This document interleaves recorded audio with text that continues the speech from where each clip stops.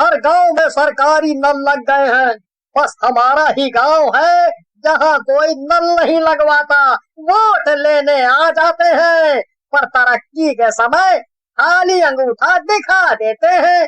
सही कह रहे हो भाई, अभी भी कुएं से पानी खींचना पड़ता है। बताओ भला, 2-4 बाल्टी थोड़ी ही ना है जो निकाल लो। ऊपर से आजकल के नौजवान बच्चे मेहनत नहीं करना चाहते, हम बूढ़ों को ही पानी खींचना पड़ता है। तभी एक आवाज आती है। एक रात पीनू कुआं से पानी लेने जाती है। वो बाल्टी भर के रस्सी से बाहर खींची रही होती है कि उसे एकदम झटका लगता है, जैसे किसी ने उसकी बाल्टी कुएं के बीच में ही पकड़ ली हो। पीनू कुएं में झांकती है। अरे यहाँ तो कोई रुकावट नहीं है, फिर बाल्टी कैसे रुक गई? पीनू जैसे ही फिर से बाल्टी खींचती है, बाल्टी फिर अटक जाती है और साथ ही एक डरावनी आवाज आती है, पानी चाहिए तो खुद अंदर आकर लेना पड़ेगा। पीनू अब थोड़ी डर जाती है। वो हिम्मत बांधकर दोबारा कुएं में झांकने लगती है तो उसे एक डरावना चेहरा दिखता है, एक भयानक भूत। भूत को देख वो सहम जाती है और अपने उल्टे कदम पीछे आने लगती है। तभी भूत बाल्टी को अंदर की तरफ जोर से खींचता है और पीनू रस्सी समेत कुएं में खींची चली जाती है। अरे बचाओ कोई, भूत भूत, कोई बचाओ। तभी एक जोर की आवाज आती है। आवाज सुनकर पड़ोस वाले कुएं के पास आते हैं। एक पड़ोसन कुएं के अंदर झांकते हुए आवाज लगाती है, पीनू, अरे पीनू, क्या तुम मुझे सुन पा रही हो? पीनू सब सुन पा रही थी। उसकी आवाज कुएं से बाहर नहीं आ रही थी। अब उसका गला भी बंद गया था और देखते ही देखते पीनू लोगों को दिखना बंद हो गई। देखो, एक और जान। इस पानी के चक्कर में कितनी जानें जा चुकी हैं और कितनी मौत भेंट चढ़ेंगी यहाँ। सही कह रहे हो, क्या करें, पर मजबूरी हमारी। एक गांव से दूसरे गांव और फिर तीसरे गांव भूतिया कुएं की खबर सब जगह फैलने लगी। राजू नाम के एक पत्रकार तक भी ये खबर पहुंची। अरे काका, ये कुएं की कहानी सच है क्या? लोग कह रहे हैं कि वो मौत का कुआं है, कोई कहता है कि शापित कुआं है, तो कोई कहता है उसमें भूत प्रेत रहते हैं। माजरा क्या है? बेटा, बात ऐसी है कि फूलपुर गांव के बाहर एक सुनसान कुआं था।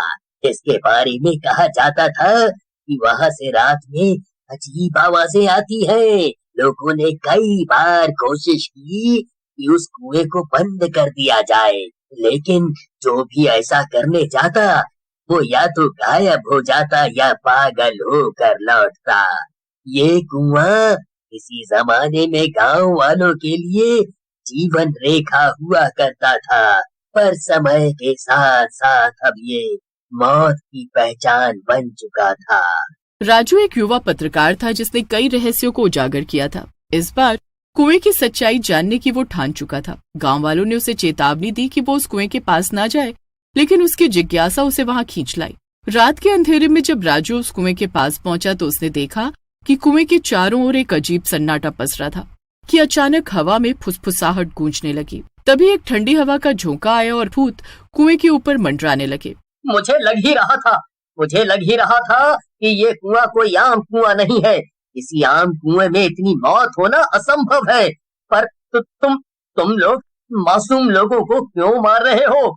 वे बेचारे तो अपनी प्यास बुझाने आते हैं यहाँ। हम भी तो प्यासे हैं, पर खून के। इसीलिए हमें भी खून चाहिए अपनी भूख प्यास मिटाने के लिए। पर ये गलत है, तुम लोग कुएं का गलत फायदा उठा रहे हो। ऐसा होता रहेगा तो सारे गांव के लोग किसी दूसरी जगह बसेरा करने चले जाएंगे, फिर क्या करोगे तुम?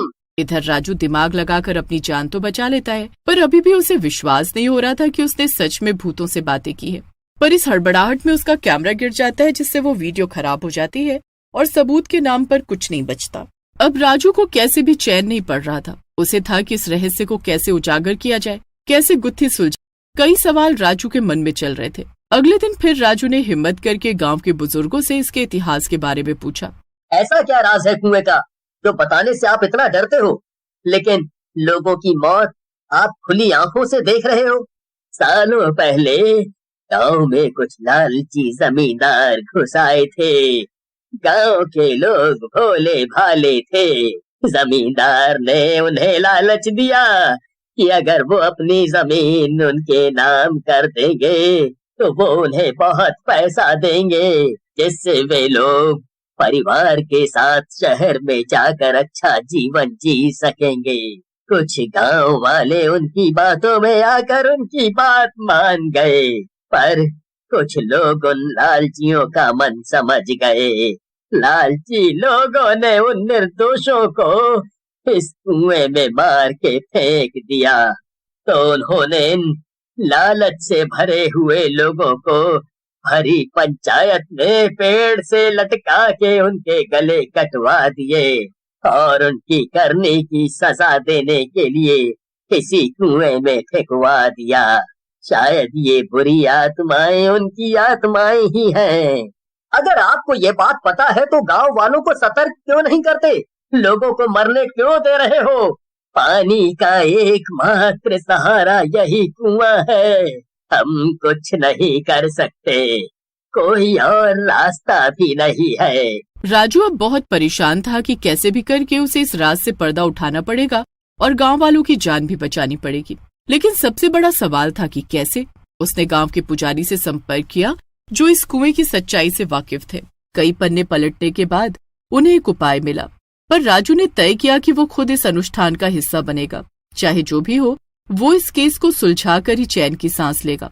धीरे धीरे मंदिर में ही कुछ बहादुर गांव वालों को बुलाकर सारी कहानी समझाई गई और प्लान बताया गया।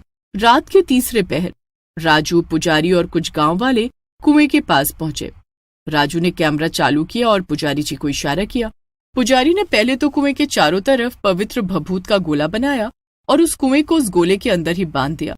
हर मंत्र के साथ एक भूत गुस्से में कुएं के ऊपर आकर गुर्राने लगा।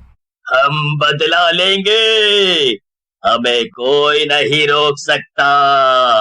बदला तो तुम बुरी आत्माओं ने ले ही लिया है, वो भी मासूमों को मारकर। नियत तो तुम्हारी बुरी थी, पर भुगतान इन बेचारों को करना पड़ रहा है। तुझे क्या लगता है ये सब करके तू बच जाएगा, या ये सब बच जाएंगे? यहाँ की जमीन, यहाँ के घर, सब कुछ हमारे थे और रहेंगे। मरने के बाद तुम भूत इस कुएं में सालों से हो, और इस गांव की जमीन से तुम्हारा क्या लेना देना है? अगर तुम लोग चैन से रहते तो इस जीवन में ना सही, भगवान तुम्हें दूसरी योनि में जिंदा कर देते। पुजारी जी, चाहे जो हो जाए, अनुष्ठान नहीं रुकना चाहिए। यही हमारे पास आखिरी मौका है। अगर आज हम चूके तो बहुत कुछ खो देंगे। अनुष्ठान पूरा होते ही पुजारी जी ने इशारा किया और राजू ने हिम्मत जुटाकर पवित्र जल कुएं में छिड़का। तभी एक तेज रोशनी चमकी और आत्माएं तड़पने लगी। गांव वालों ने मिलकर उन मृत आत्माओं के लिए प्रायश्चित किया और उन्हें विधिवत मुक्त करने का अनुष्ठान पूरा किया। जैसे ही रोशनी कुएं को चारों ओर से घेरने लगी, आत्माएं तड़प उठी और सुबह होते होते कुएं से सारी डरावनी आवाजें बंद हो गईं। राजू को भूतों की कहानी जानकर एहसास हुआ कि गलत तो उनके साथ भी हुआ है, पर सच यही था कि अब वो मुक्त होने चाहिए। फिर पुजारी ने उन भूतों पर और कुएं में भभूत डाल दी और पवित्र लाल धागे से उस कुएं की दीवारों पर बंदिश बना दी।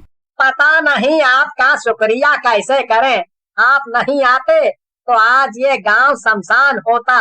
आपने न केवल हम सबकी जान बचाई, बल्कि इस भूतों के कुएं से मुक्ति भी दिलवाई हमेशा के लिए, और पानी की समस्या भी दूर कर दी। शुक्रिया कैसा, इंसान को दूसरे इंसान के काम आना ही चाहिए।